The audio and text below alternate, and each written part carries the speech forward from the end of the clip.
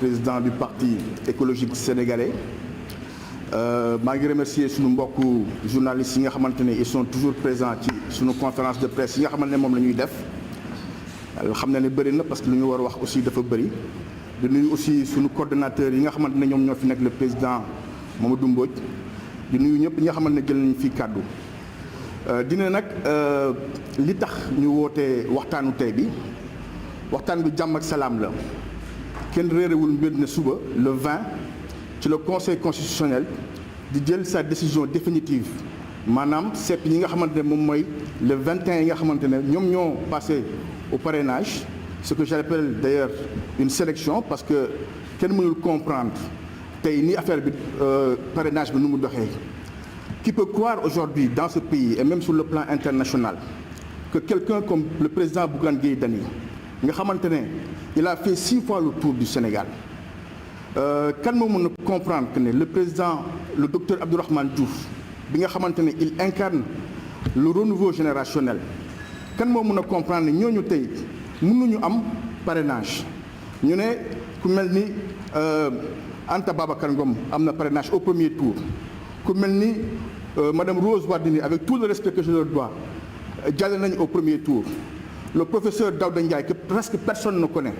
ñu ne ñooñu tey ils sont passés au premier tour tey ku ma ne loolu du sélection du ma la gëm ma ne nag di woo nag waa conseil constitutionnel na leen leur responsabilité est engagée demain ils vont devoir prendre une décision majeure qui va impliquer les 18 millions de Sénégalais ma leen di ñaan comme ni leen di wooyee les ay sages ñu jël une décision sage une décision cohérente ki ci mel ni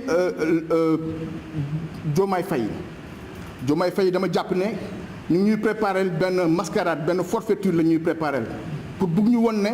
suba il n'aura pas rempli les conditions je dis une fois et pour toutes que Bassirou Diomaye Faye jouit de toutes ses capacités juridiques pour pouvoir participer à cette élection di ne encore une fois le président Macky Sall mu jël ses responsabilités ndaxte le chaos qui s'est passé au mois de mars 2021 en juin 2023 les 1500 détenus politiques yi nga xamante ne tey nii c'est de la responsabilité de la mouvance présidentielle ñu ne leen attention ndaxte loolu c'était une sorte d'alerte ba boo xamante ne bu ñu jëlee décision boo xamante ne ça va à l'encontre du vouloir des Sénégalais ce sera une décision majeure qui peut mettre le Sénégalais son dessous moo tax may alerter encore une fois conseil constitutionnel di alerter le président de la République ñu dellusiwaat seen xol dellusiwaat seen xel xam na ne Sénégal ñun ñëpp ñoo ko bokk kenn mënu koo xar ñaar te décision bu ñu war a jël suba sera une décision boo xamante ne monde bi yëpp ñu ngi seetaan le coordonnateur Mbodj wax na ko li xew Kamoor gis nañ ko un président boo xamante ne dañ ko daan mu pare mu ne moom du nangoo rendre le pouvoir. On a vu ce qui s'est passé avec George Weah au Libéria. Il a fait une transmission mais en gentleman le pouvoir. Mais pourquoi loolu warul mën a nekk suñu dëkk ñun pourquoi on ne devrait pas pouvoir faire ça? Mais là on a un président de la République qui depuis 2012 je rappelle que chaque 2 ans on vit de procès en procès. On n'a fait que ça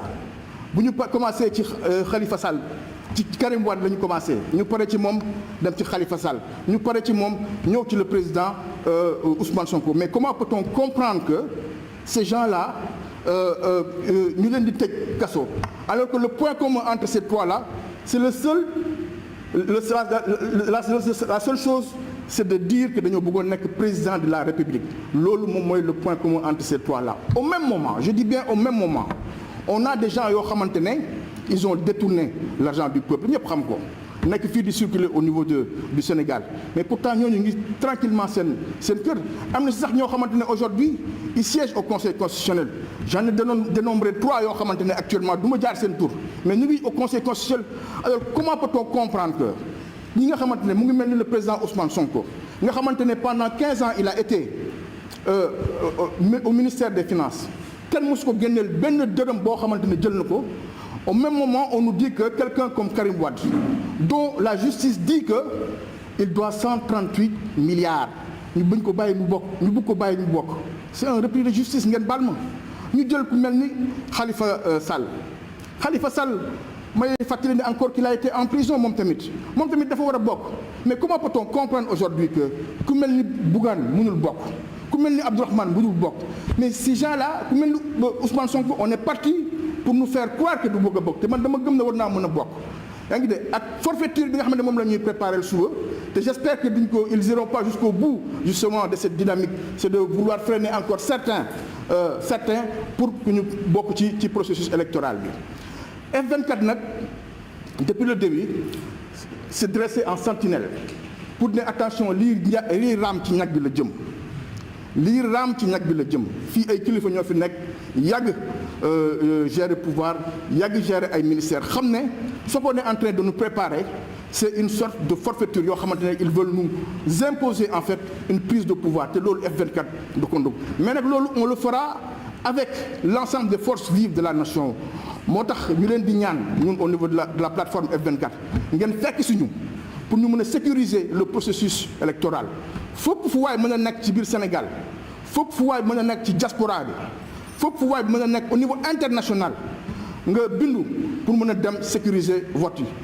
Bu weesoo loolu bu ñu ko deful on va se retrouver avec le même système qui va encore rester là pendant 20 ans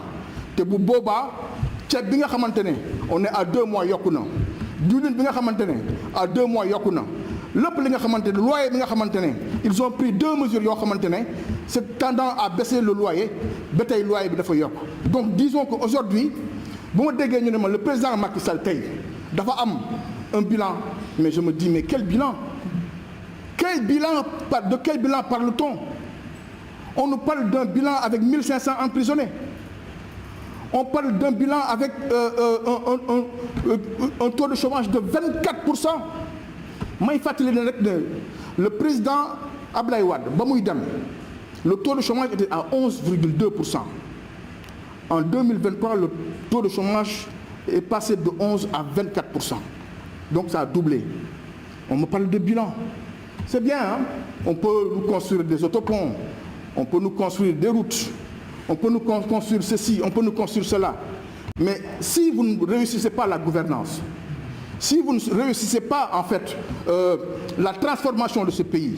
si vous ne réussissez pas à mettre ce pays en fait en symbiose, je ne peux pas parler de bilan, je parle plutôt d'échec. Et je pense clairement que le président Macky Sall a échoué. Et il est temps que son candidat de substitution, j'ai même envie de dire son candidat du 3e mandat, parce que moi je reste convaincu que